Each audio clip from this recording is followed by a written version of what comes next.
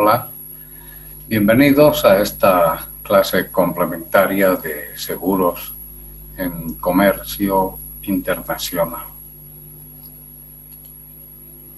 Hoy vamos a hablar de un tema que forma parte de la historia del seguro y que además ha dado origen a muchas de las instituciones del derecho marítimo.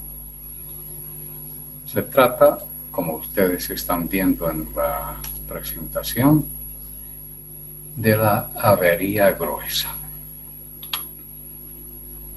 ¿Cómo se cubrían las pérdidas en la antigüedad antes de que haya el seguro? Porque algunos plantean como antecedentes del seguro, sí lo son, pero no en la forma en que lo conocemos actualmente. ¿Cómo se cubrían las pérdidas en la antigüedad y en la alta Edad Media? Veamos Babilonia, estamos hablando de casi 3.000 años antes de Cristo, 3.000, 2.000, o sea, las civilizaciones no tenían el dinamismo que existe hoy y durante siglos se practicaban y se hacían las mismas cosas.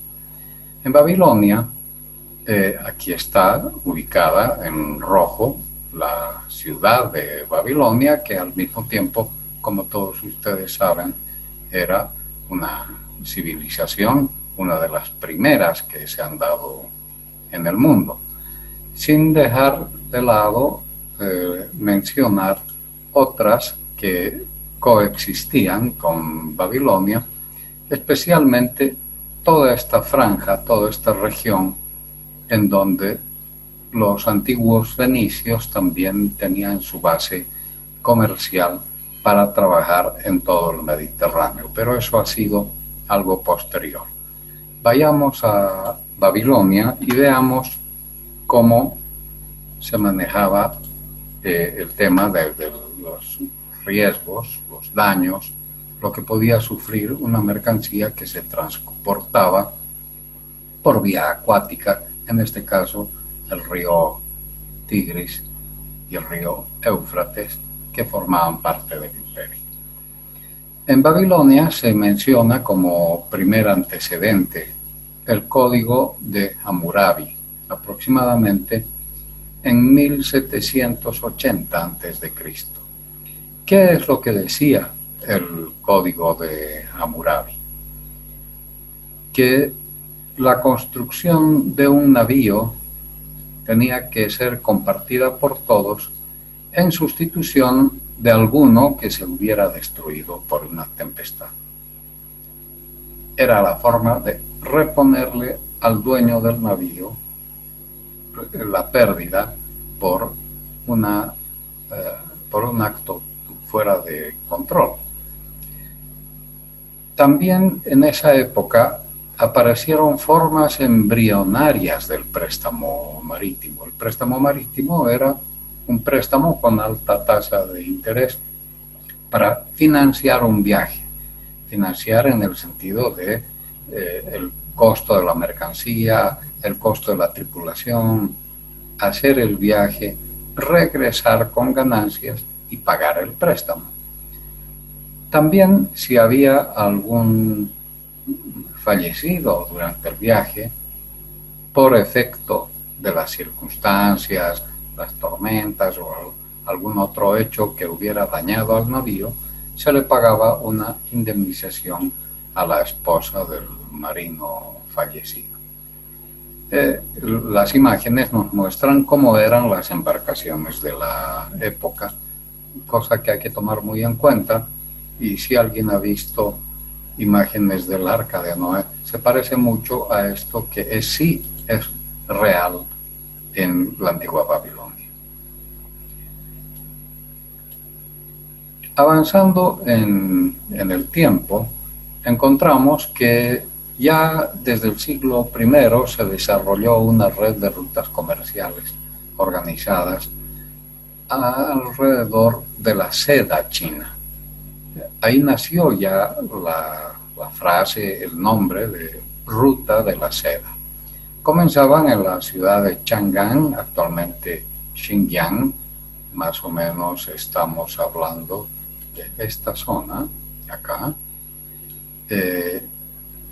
pasando por Karakorum, Mongolia. Todo lo que está en verde son las rutas de la antigua seda de la China, el paso de Khunjerab entre la China y Pakistán, Susa en Persia, el valle de Fergana en Tayikistán, ya estamos llegando casi al mar Caspio, Pakistán, Antioquía en Siria, Siria ya está en la costa del mar Mediterráneo, Alejandría, Egipto, Kazán, Constantinopla, hablando ya en este lugar a las puertas de Europa. Entonces, la ruta de la seda era esta, pero también se utilizaban estas otras rutas que conectan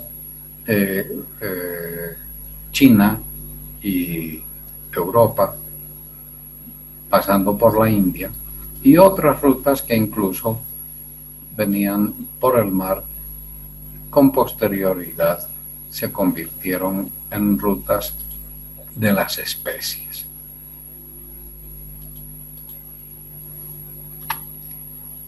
¿Cómo se hacía en Medio Oriente y Mongolia?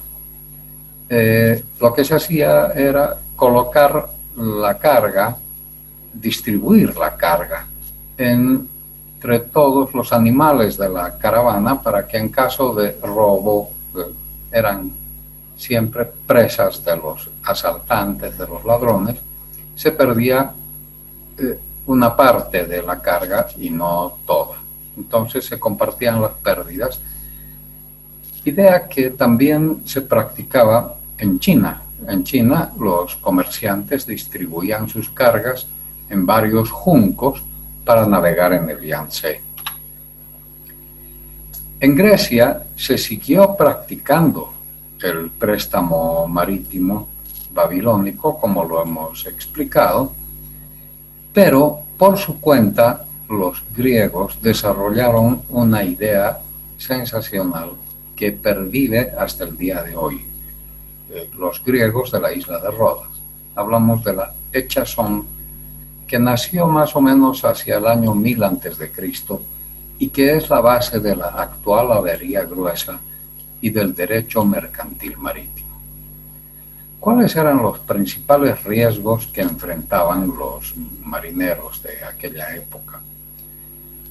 El naufragio, o sea, la pérdida total de la nave, la carga, el flete, y que se cubría con el préstamo marítimo, que decíamos era arriesgar capital de alguien que tenía plata para financiar los viajes.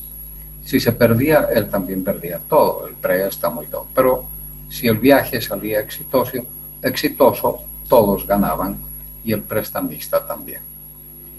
El asunto era que había pérdidas que no eran totales. ¿Por qué? Porque algún barquichuelo de estos que estamos viendo en imágenes, que podía encallar en un fondo bajo del mar cerca de la costa, quedaba al arbitrio de las olas. El oleaje podía destruirla y perderse la carga, los marineros y todo. Entonces, ¿qué es lo que había que hacer? Echazón, o sea, echar la carga al mar. Por tanto, se producía una pérdida parcial de la carga. ¿Para qué? Para aligerar la nave durante una emergencia. Al retorno, se distribuía esa pérdida entre todos los que habían salvado su carga, el barquichuelo, todos los que se habían beneficiado de algún modo por la echazón. Y entre todos ellos hacían vaquita, como decimos popularmente, y se cubría el costo de la pérdida de esa mercancía que hubo que arrojar al mar. En Roma se ha continuado practicando la avería gruesa y la llamaron la Lex Rhodia de Jactu, o sea, la ley de echazón de la antigua isla de Rodas. Y también se continuó practicando el préstamo marítimo que nació en Babilonia y le llamaron Fenus Nauticum. Entonces tenemos estas dos instituciones, la echazón y el préstamo marítimo.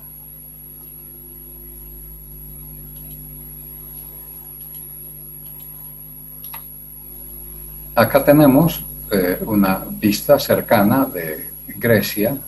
Aquí ustedes pueden ver la isla de Rodas, que está enmarcada en rojo. Ahí nació la ley rodia de echazón, pero se practicaba en todo el mar Egeo particularmente y en todos los puntos en los que los antiguos marinos griegos tocaban la costa. Acá tenemos en el marco el mapita que acabamos de mostrar. Vean el tamaño de Grecia y la Grecia del Asia Menor. Todo eso era el mar Egeo, en el que se movían con mucha confianza los antiguos marinos griegos. Pero ya cuando aparece el Imperio Romano, mucho tiempo después, y llegando incluso al imperio, vean ustedes cómo se ha extendido el Imperio Romano, todo lo que está en verde, abarcando el norte de África, por supuesto, todo lo que es Arabia, el Asia Menor, que conocemos, lo que significaba también Babilonia, que está acá, la estamos viendo, y aquí ya el tráfico marítimo era mucho más intenso entre todos los pueblos que ustedes pueden ubicar ahí, que ya se pueden dar cuenta la cantidad de mercancías y de barcos que se utilizaban, barcos de la época. ¿Cuáles eran los elementos del préstamo marítimo? Porque además de la echazón, también en Roma el préstamo marítimo tenía gran vigencia. El préstamo marítimo consistía en un préstamo sobre el navío, el cargamento o el flete. En caso de naufragio, se liberaba la deuda. Es decir, naufragio donde desaparecía la nave y su carga. Entonces, no había que pagar el préstamo. Pero si la navegación resultaba exitosa, se devolvía toda la suma prestada con altos intereses. Ese era el Fenus Nauticum o préstamo marítimo, que con el tiempo desapareció. El antecedente directo del seguro es más la echazón que el préstamo marítimo, aunque ya con las prohibiciones de la Iglesia, que vamos a ver enseguida, se cambió totalmente la fisonomía de este financiamiento. ¿Cómo era? El prestamista participaba de la suerte que corría un barco con su mercancía. Los intereses por el riesgo que se corría eran muy altos, hasta un 18% en un viaje de ida y hasta un 45% en un viaje de ida y vuelta.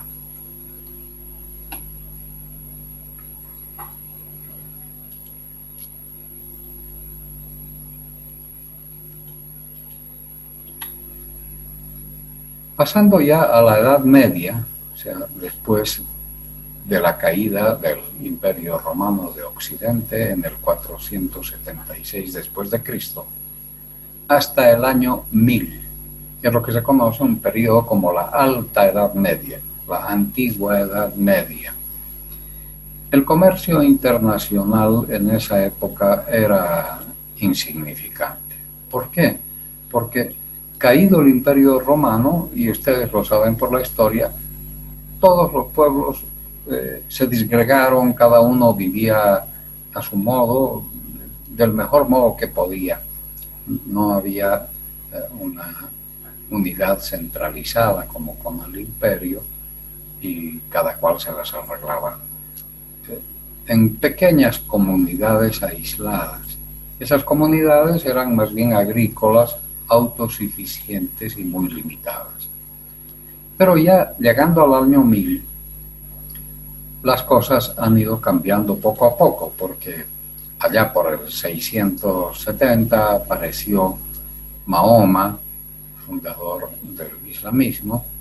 También hacia el año 800 aparece Carlomagno con el imperio carolingio, y por supuesto estaba el imperio bizantino, sobreviviente del antiguo imperio romano. Entonces, los carolingios desde el 800 hasta el año 1000, los maometanos desde el 800 hasta el año 1000, etcétera, han ido haciendo cada uno su parte, y tenemos, por ejemplo, que el imperio bizantino dominaba todo esto que está en morado, que es Grecia, el sur de Italia y el Asia Menor.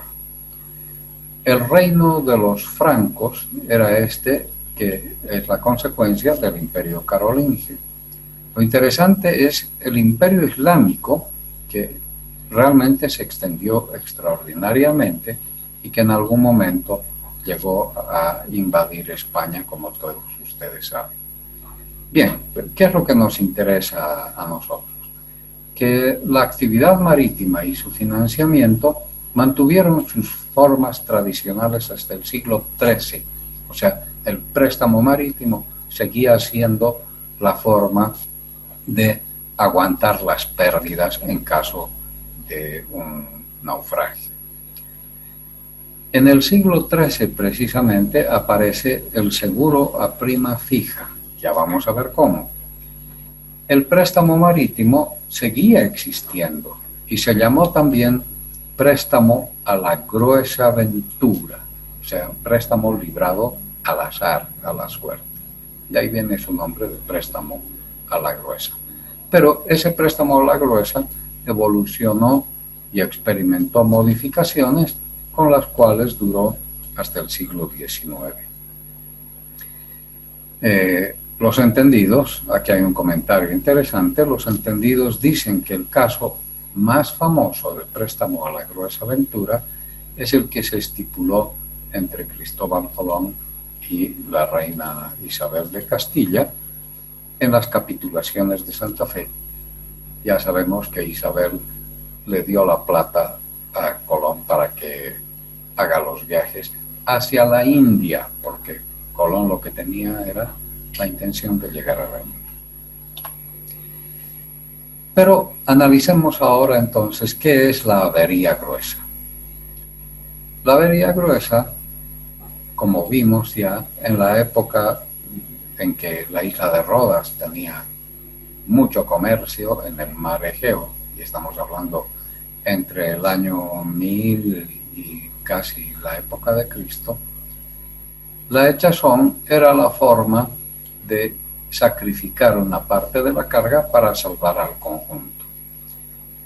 Esa regla de derecho marítimo, de 1000 años antes de nuestra era, se difundió por todo el Mediterráneo y pasó a formar parte del derecho civil romano como la Lex Rodia de Jactu, que ya la hemos mencionado. Apareció en el digesto de Justiniano el año 533 después de Cristo. Justiniano era el emperador de Constantinopla. Y el digesto decía lo siguiente, que está entrecomillado acá. Dispone la ley Rodia que si para aligerar la nave se hubiesen arrojado al mar algunas mercancías, se resarcirá con la contribución de todos el daño que en beneficio de todos se causó. Ahí está, clarísimo. Después se llamó avería general o avería gruesa por una deformación idiomática, porque en inglés, en alemán, en idiomas sajones, gross, incluso en italiano, grosso, es grande. Avería grande, avería general, pero al español pasó como avería gruesa. Bueno, además de la echazón, la avería gruesa abarca actualmente otras circunstancias. ¿Como cuáles? Por ejemplo, el barrenado del casco para desaguar. En los buques modernos, si se inundan, hay que hacer agujeros para poder desaguar. Otra forma es encallar intencionalmente, porque podemos habernos quedado sin energía, sin motores, tener algún problema en el mar y el oleaje y todo pueden causarnos grandes pérdidas. Entonces el capitán decide encallar intencionalmente. O la otra forma, forzar las máquinas para desencallar. O si hay un incendio, la extinción del incendio, echar agua, romper mamparas, hacer todas las faenas, las tareas necesarias, implica destruir parcialmente el barco y quizás también dañar parcialmente la mercancía. Muchas veces hay que abandonar anclas, amarras y demás accesorios del buque para aligerarlo también.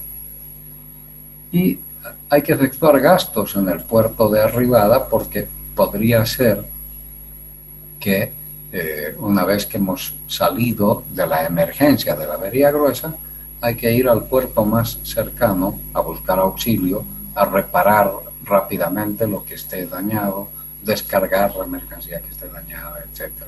O quizás descargarla toda. Los gastos de desembarco o transbordo, entonces, desembarco o transbordo, están comprendidos en la avería gruesa, así como la remuneración por asistencia y salvamento, porque algún otro buque ha podido venir a auxiliarnos, o quizás remolcadores que ya son más expertos en aproximarse a los buques que tienen problemas y llevarlos con más seguridad hacia la costa. Entonces, ¿qué es la avería gruesa? La avería gruesa hay que entenderla como pérdidas o gastos resultantes de un sacrificio voluntario efectuado deliberadamente por el capitán de un navío. El único que puede decidir sacrificar algo es el capitán. En circunstancias fortuitas, o sea, cuando se presenta una situación inesperada a la cual hay que reaccionar. ¿Para qué? Para salvar o preservar el interés común de un peligro inminente. Por tanto, estas pérdidas quedan cubiertas por el seguro marítimo.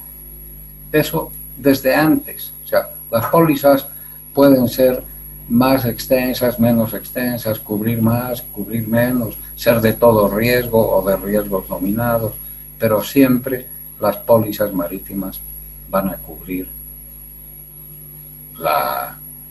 ya no la hinchazón, sino la avería gruesa, tal como la acabamos de definir. ¿Qué elementos identificamos en la avería gruesa?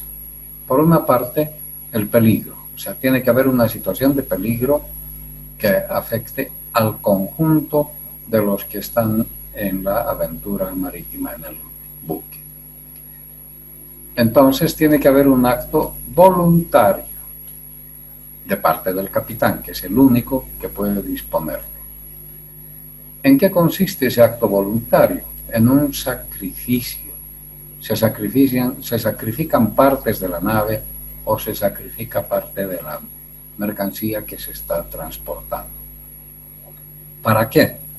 Para beneficio común, en interés de todos los que forman parte de esa aventura. Esos son los elementos de la avería gruesa modernamente y actualmente se ciñe a las reglas de York Amberes ratificadas por las Naciones Unidas sobre Comercio y Desarrollo en 1991. ¿Qué es lo que dice este documento de la Organización de Naciones Unidas? Primero, que la avería gruesa tiene que ver con el acto mismo de avería gruesa, que son sacrificios y gastos. Sacrificios ya sea de la mercancía o del buque y gastos que hay que cubrir en los puertos de arribada, en los puertos de refugio después de una avería gruesa o los gastos que demande el contratar un remolcador que nos lleve con seguridad a la costa.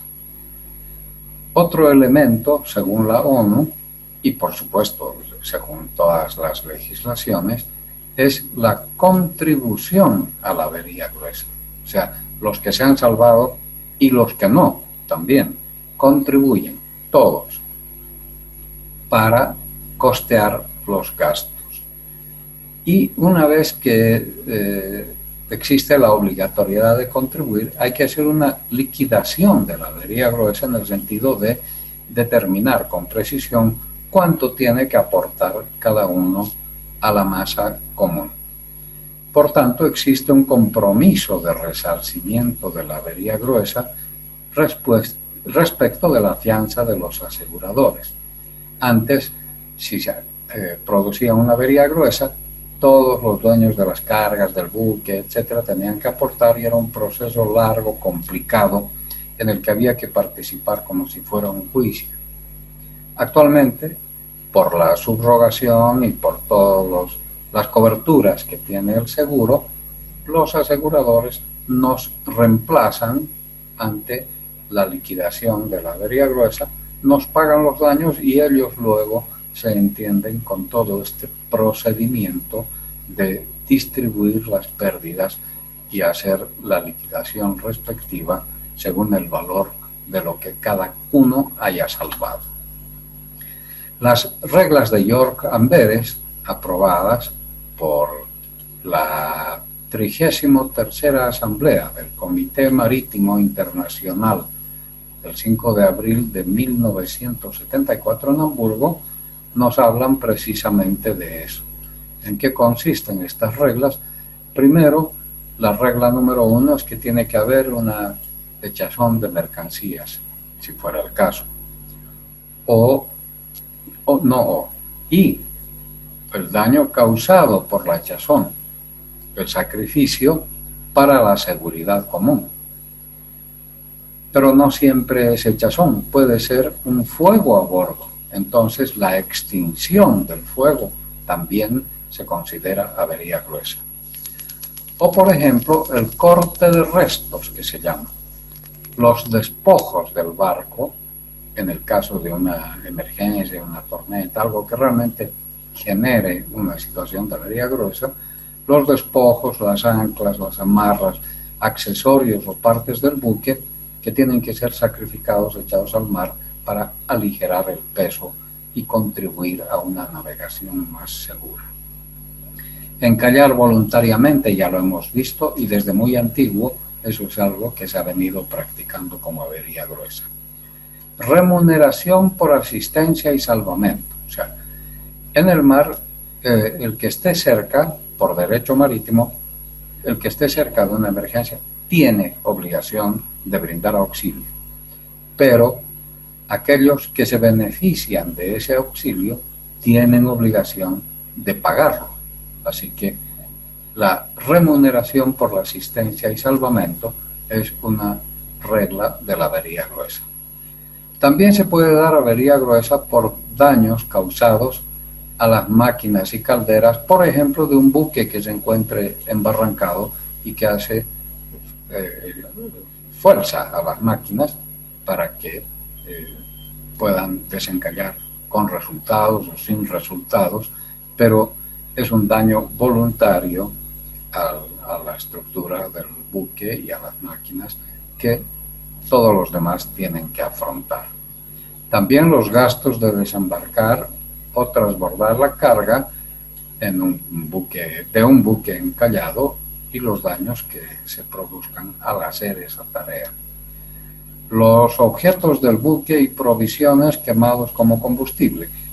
Bueno, esta norma ya es antigua, pero pervive porque todavía hay buques que funcionan con carbón, con leña, con algún otro tipo de combustible que genera calor para las calderas y por tanto quemar partes del buque se consideraba avería gruesa.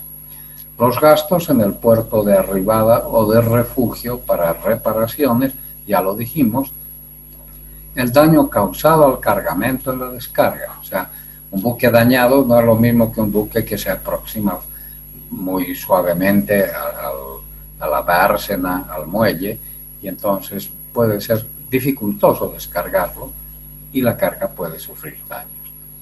Deducciones del costo de reparaciones. Las reparaciones que se admitan en avería gruesa no están sujetas a deducciones por diferencia de nuevo a viejo.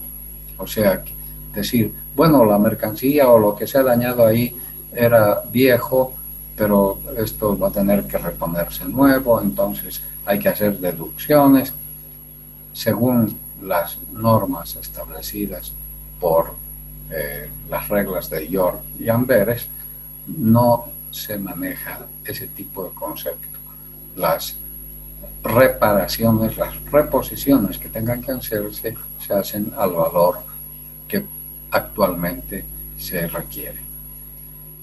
Las reparaciones provisorias para que un buque siga navegando y llegue a un mejor puerto también se consideran avería gruesa, y por supuesto la pérdida de flete.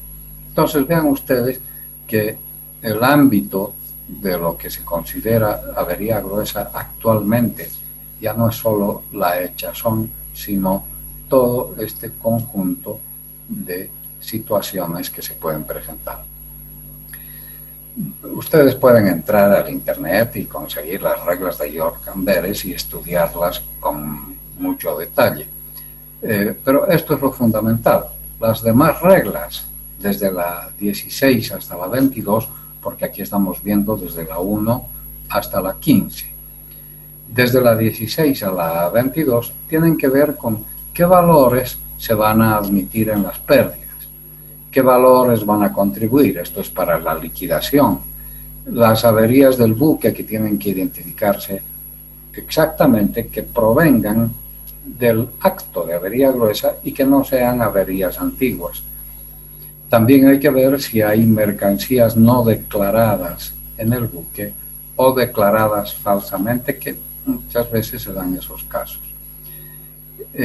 ¿Cómo se produciría el adelanto de fondos para que el buque que ha sufrido la avería gruesa y las cargas también que hayan sido afectadas puedan tener por lo menos una reparación parcial hasta que se termine de liquidar? En el seguro es como el adelanto del 50% de la indemnización, ¿no? Los intereses sobre las pérdidas abonadas y la inversión de los depósitos de dinero en efectivo, porque mientras se hace la liquidación, las partes involucradas hacen depósitos y ese dinero no puede estar ahí sin ganar algo. Entonces se invierte en esos depósitos hasta que se termine de liquidar, y por supuesto la ganancia de esos depósitos también va a entrar en la distribución para disminuir la carga individual. Acá tenemos un ejemplo de avería gruesa. El 6 de marzo de 2018, el buque Maersk Honam, en la ruta de China a varios puertos europeos, sufrió incendio a 900 millas al sureste de Omán. Esto está al sur de la península arábiga, ¿no? El incendio, acá ustedes pueden ver en la imagen, provoca daños en la carga, provoca daños en la estructura del buque y gastos, porque aquí hay un buque o una nave que es una nave contra incendios para el mar. Es como un camión contra incendios aquí. Es un buque contra incendios, una nave especializada que está apagando el fuego y también cuesta dinero, y eso va a entrar en la avería gruesa. ¿Qué incluye entonces en la masa de avería?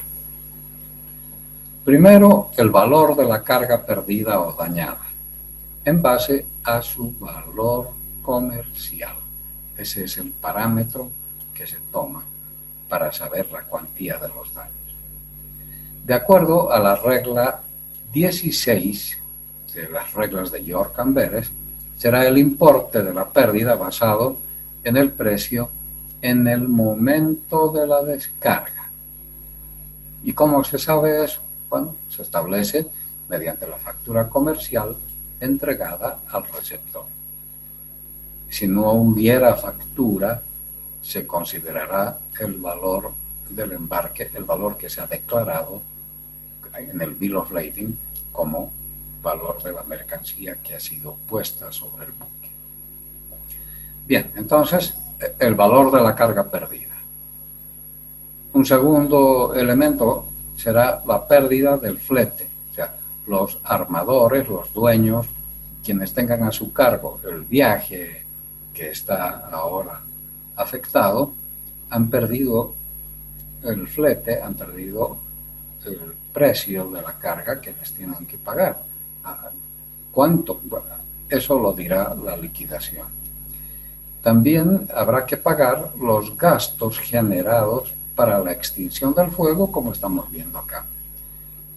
Habrá que pagar al buque especializado, a la nave especializada. También hay que considerar los efectos y provisiones del buque que hubieran sido dañadas como consecuencia de la avería gruesa. Acá podemos ver que está el puente de mando de este buque de contenedores y que el fuego está muy cerca del puente de mando. Probablemente va a haber afectación ahí y en otras partes del casco del buque. Los gastos generados en el puerto de refugio, porque una vez que esto se apaga, el buque tiene que llegar al puerto más cercano. Finalmente, posibles daños en el buque que hay que investigar. ¿Cuánto deben contribuir los dueños de las cargas? Según la regla 17 de York-Amberes, la contribución que cada cargador, el cargador es el dueño de la mercancía, ¿no? Así es la nomenclatura. En un Bill of Lading aparece el cargador, el destinatario, etc. Entonces, cada cargador, el que ha contratado transporte en ese buque, tiene que pagar su parte. ¿Qué parte? Esa parte será proporcional a los valores netos reales de las propiedades transportadas a la terminación de la aventura. O sea, cuando termine todo, si hay transbordo y todo lo demás, esas mercancías van a llegar finalmente, algunas dañadas, otras sanas, a los puertos respectivos y ahí se establecerá con qué valor llegaron y sobre ese valor van a contribuir. El proceso de liquidación de avería gruesa es muy largo, puede durar meses o años, porque según la complejidad del siniestro que se hubiera dado, la investigación, la evaluación, el saber qué realmente ha pasado, si realmente fue una decisión bien tomada por el capitán, etcétera, etcétera, influye muchísimo. Así que esto de la avería gruesa es un tema muy amplio y realmente muy interesante porque, como dijimos, también ha dado lugar al derecho marítimo, porque, por ejemplo, ya desde la Grecia antigua, el hecho de que el capitán tenga potestad en aguas que no son del territorio de nadie, en aguas internacionales, el capitán es el único que puede tomar decisiones.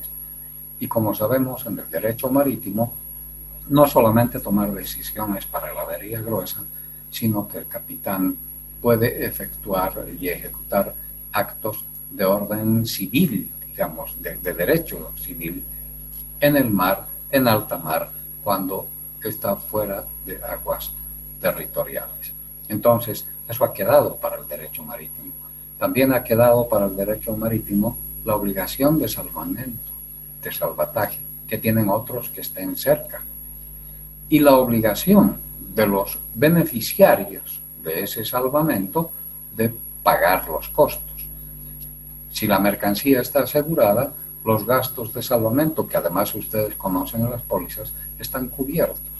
De manera que ahí tenemos otro ítem moderno del seguro que está en esta antigua institución. Entonces, el salvamento forma parte del derecho marítimo. Creo que eso es todo lo que podemos decir ahora, aparte de mostrarles algunas imágenes de lo que es una avería gruesa modernamente. Tenemos un barco encallado voluntariamente. No es un barco muy grande el que estamos viendo acá. Es un barco relativamente pequeño con contenedores, pero que por alguna razón ha sido encallado voluntariamente para evitar quizás daños mayores en el mar. Acá también hay otro embarrancamiento, pero este no ha sido voluntario. Este otro buque ha embarrancado, no sé si por inexperiencia o falta de experticia del capitán, pero se ha aproximado a lugares muy bajos cerca de la costa y entonces ha encallado y hay que ir en salvataje también. Y acá tenemos una imagen de lo que es la hechazón moderna. En este caso es una hechazón respecto de un bien, una unidad que ayuda a aligerar el peso y que tampoco contribuye en nada a la seguridad del viaje. Al contrario, podría ser un elemento perturbador porque está suelto en la cubierta. Bien, entonces eso es todo por ahora en esta clase complementaria. Mucho gusto de haber estado este momento con ustedes.